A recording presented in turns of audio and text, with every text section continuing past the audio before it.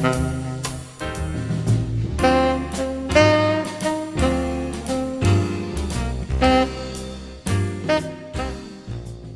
name is Rita Satz, and I'm here with my friend, Dr. Bernard Starr, who's a well-respected and well-known psychologist and gerontologist. He has just written an article that's attracting a lot of attention. Longevity is killing us, but it doesn't have to. That sounds to me like a threat and also maybe a solution. It's very provocative. That's the theme of the article that was published in the Orange County Register, California. And they actually toned down the title and called it Paying for a Longer Life. But the theme is... I kind of like longevity is killing us. The killing us part of it is just a metaphor that refers to there are many issues and problems with the aging of society, issues that we've been kind of avoiding because they are problematic. The fact that we've added over the last century, since 1900, 50% to life expectancy, which is astonishing. You used the word revolution. You said the longevity. That sounds pretty strong to me. I liken what I'm calling the longevity revolution to other society revolutions like the Renaissance, like the Industrial Revolution, that changed everything. It affected every level of society. It created new opportunities for people. It changed the way people lived in almost every respect. But there's one difference between those vast societal revolutions and the longevity revolution. What's that? And that is that that all of those revolutions added to productivity. They created new jobs, new opportunities, new industries. I mean, certainly the Renaissance, it was the revival of science that had been dead through the Middle Ages, created all kinds of excitement. Eventually it led to democracies and greater equality and greater opportunities. And this revolution? This revolution, I mean, think about it, all of the talk, all of the rhetoric, all of the articles that are suddenly appearing about the crisis of Social Security and other programs revolve around the cost. And a lot of people are saying that the explosion of older people in our society is a drain on resources. Older people require more of many things. Much of the talk also is about plugging up financial hemorrhaging. And of course, a lot of people are saying that, oh, well, it's, we could deal with that. But they're not looking at this as a sweeping revolution. We've known that the baby boomers are coming. They ain't babies anymore. Right, they're here. So we know that there's an aging population, but you're talking about it as a very serious social phenomenon that's happening. How are the figures changing that drastically that we have something to worry about? Well, throughout history, we didn't have an elderly population. For the most part. In fact, there's an incredible statistic that I got from my friend Ken Dykewald of AgeWave, that throughout 99% of the time that human beings have inhabited this planet, life expectancy was 18 years of age. 99%. So what we're talking about of extended life and longevity is very recent. Through the Middle Ages, it was for the life expectancy from birth was 40. And in 1900, just 100 years ago, it was 50. Maybe 52 for women, 48 for men. And that's not, a long time ago. So, and now the average is 78. Okay, so that's more than a 50% increase over, the last 100 years. And the current census that will be announced soon, the results of it, will show for the first time in history that older adults will be the single largest group in society, greater than infants, the single group compared to, let's say, infants, young children, adolescents, young adults, middle-aged adults. Okay, so what does that mean? Well, we've often talked about how we're a youth-oriented society. Obviously, that's going to change, and particularly as we move out and the older population gets larger and larger, and the younger population shrinks. As we know, age does make a difference. Outside of changing advertising so that they'll have to be aiming the advertising more at the older people rather than the young, what are these significant changes? They have different views or tastes in almost everything, fashion, entertainment, So you're seeing a real travel, cultural change. and that's why I'm saying that it's a vast revolution, that it will affect every segment, and hopefully it will finally spill over into what you just mentioned, that we're youth-oriented, and in advertising they like to advertise to, what is it, the 18 to 39-year-olds or so. We know, and you worked for many years for NBC and television production, too many of the viewers are over age 50, it's goodbye to that show. Ironically, in the future, when we have this massive inflow of the boomers into crossing the senior line, and the ranks of the elderly will expand even. What about the generations coming up, though? The babies aren't going to keep up. The generations afterwards are smaller generations. That's another issue, that on the one hand we have this expanding elderly population that's growing in leaps and bounds, with life extension ever on an upward trajectory. And we have a diminishing birth rate in most of the industrialized world, which is another vast change that's taking place on this planet. Is that because there will be so many fewer young people to have babies? Well, there will be fewer young people to have babies, and younger people are having fewer babies, throughout the industrialized world. And I mean, this is a real crisis, and it's being masked or maybe avoided by politicians because they don't want to face the reality of bad news about it. But it is, I mean, such a crisis that some of the populations in Western Europe over the next 200 years will fall 50%. Wow. For example, Italy has a birth rate of 1.2. Now you need 2.1, or at least 2. Couples have to replace themselves, otherwise the population is going to decline. In Italy, it's around 1.2, maybe a little higher than that. Japan, 1.3. The entire European Union, it's 1.5.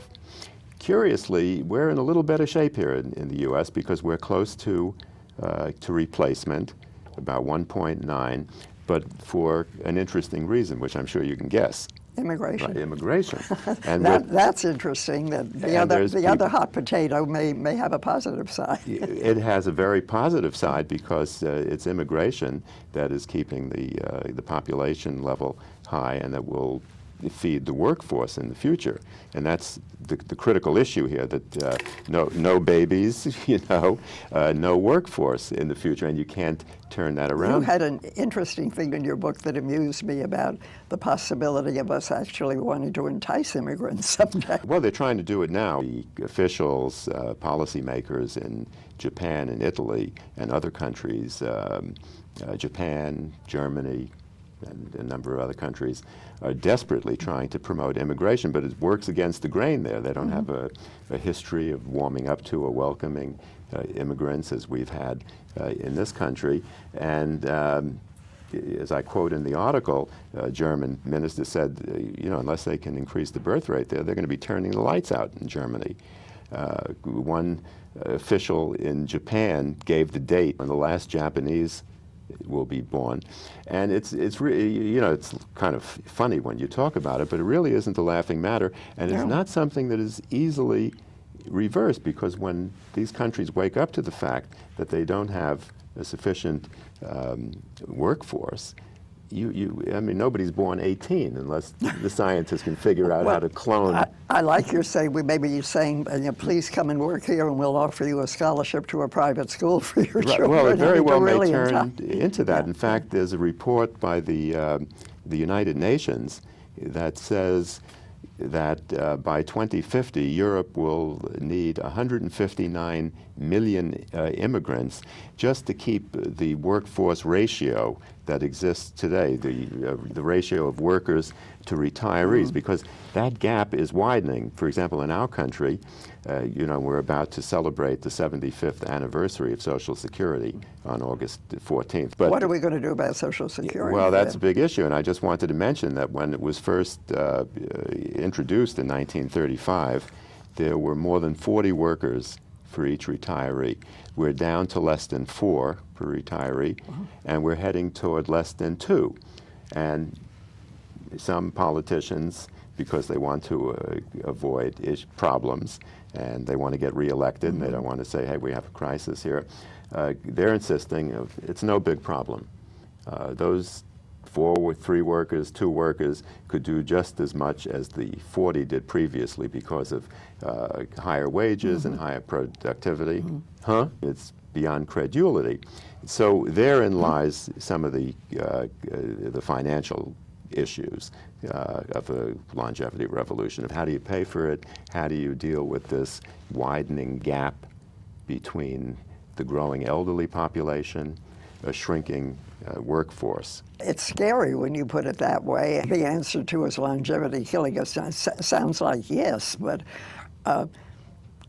you're sort of in a little bit suggesting that the older people somehow have to be more productive, that one of the problems is that in other social revolutions you ended up with more productivity and we're ending up with less. Is there any way out of this? Yes, and you know, that's kind of a provocative statement to say that social revolution of a sweeping nature like the longevity revolution can't be successful unless it adds to productivity. I mean, everybody bristles. The people on the right hated that idea, the people on the left. So that suggests to me that there must be something good about that inside. There must be if everybody something right. hates it. But if in fact that's the case, if in fact you cannot have a successful societal revolution that is founded on draining of resources or plugging up hemorrhaging. In fact, op-ed columnist David Brooks had a column on this a few months ago in which he talked about that this amounts to reverse generativity. That, you know, in psychology, there's a lot of talk in the later years, you're supposed to give back, you know, and nurture the other generation. But they're talking psychologically.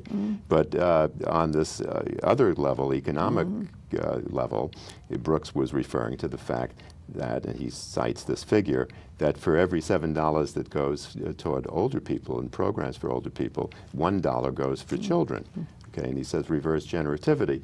And I think that suggests some danger ahead when push comes to shove, and again, depending on where our economy is down the line, that there could be a lot of destabilization due to the costs of financing an aging society. If you need, as you're seeming to suggest, a real change in our psychology and our way of looking at old people and old age, it really flies in the face of what we've always felt about old people. They work, they're productive, and then they sit back and enjoy the fruits of their labors and maybe do some things that are philanthropically to help the young or voluntarily. Yes. But you're suggesting much more than that. Well, there's a lot of truth to that, by the way. I'm not rejecting that notion by any means, that people who have... But you use a phrase in there that we've thought of seniors or older people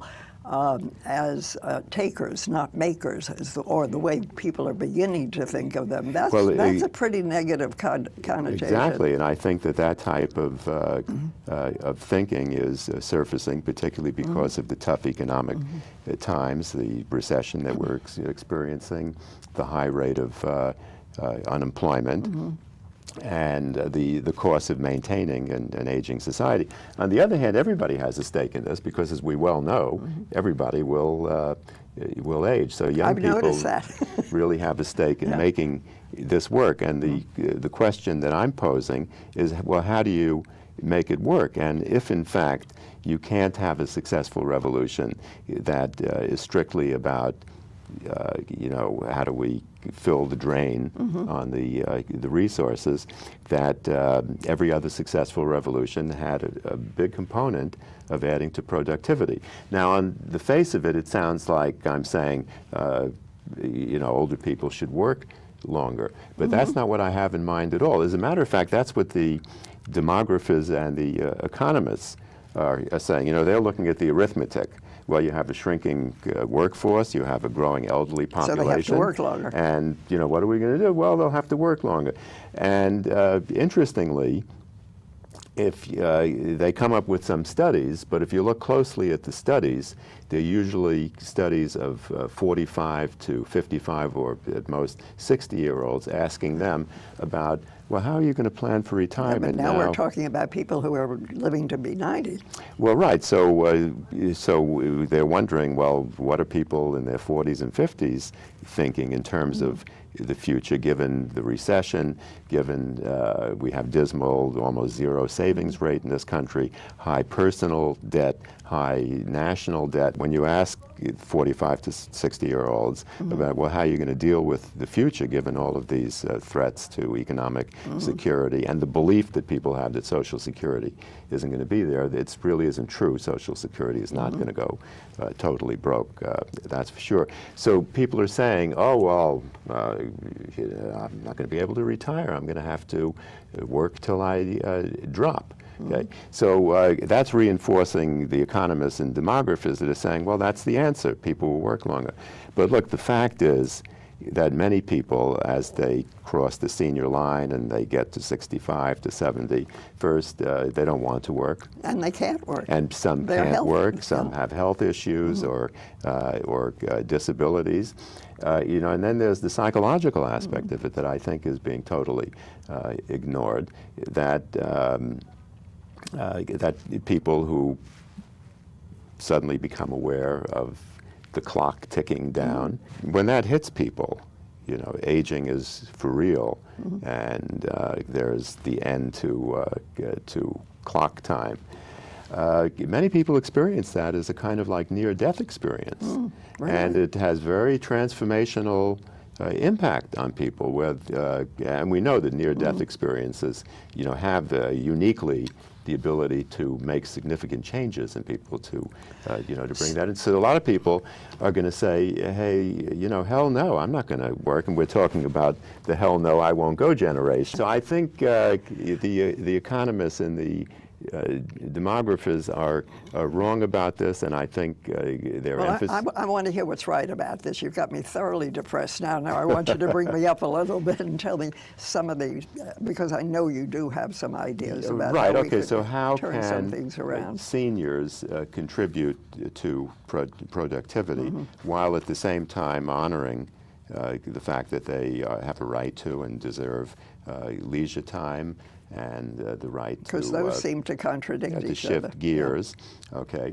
But there are things that could be done in that context to add to productivity, and I suggested a number of them. Many of them are extensions of things that are going on now.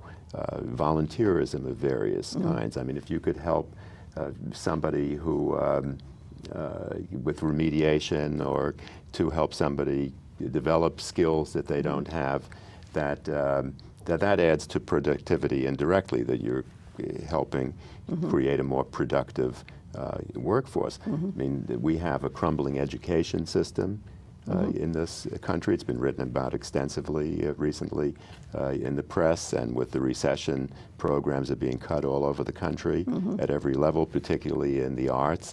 Well, seniors could fill that gap to a large extent. Now, a lot of people in response to that will say, well, you know, there is all this volunteerism going on. You have all of these organizations, the Senior Corps and Match Now, and Civic Ventures. So why isn't that working? A lot of the volunteer programs are directed toward young people, not toward seniors. The fact is, and particularly in these difficult times, that young people simply don't have the time. I mean, I do... They're too busy looking for jobs. They're looking for jobs, or they're struggling to pay for education, or they have to work to, you know, to supplement their ability to survive, to help out their families. So, you know, I don't see that as a really viable thing. But older people do have the time, and they have a lot of expertise. They have a lot of skills to contribute. But the problem that I find with the current system of volunteerism is that there's a degree of impersonality. And I'll give you an example, like with the Senior Corps. You could go onto the website and I've done this, and you type in, you look for an area of interest, okay, and you click that. In my case, I selected education, okay, and then you enter your area code, and what will pop up after that are a lot of contact opportunities in education in my zip code area. So I followed up some of them.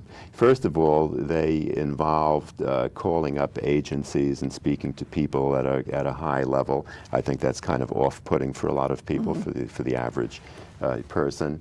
Often, some of my calls I found wasn't talking to the right person. They shifted me to somebody else. So it's cumbersome, and it's cumbersome. It's not an easy thing for people to hook into. Yeah, and it's not something that I think will work. I have to tell you, after I read your article, I tried it. And like a fool, I typed in television writer, and of course nothing came up. Okay. Well, that's interesting too, because a lot of the things that are listed are kind of elitist, you know, high-level kinds of things that don't speak to the general population. So what I suggest in this article that's what I want to get is that, well, two things. First, there's a need for a change in the ethic about aging. And what I mean by that is that older people have to start feeling that they have a responsibility for volunteering, for giving back. And to support that, in the article I cite an article by a colleague of mine, somebody I've known for many years, an elder statesman of gerontology, Jim Buren, who helped found the Andrus, one of the early centers, the Andrus Gerontology Center at the USC, University of Southern California. He once wrote a paper called The 15 Commandments of Old Age, and he was already a senior when he wrote that.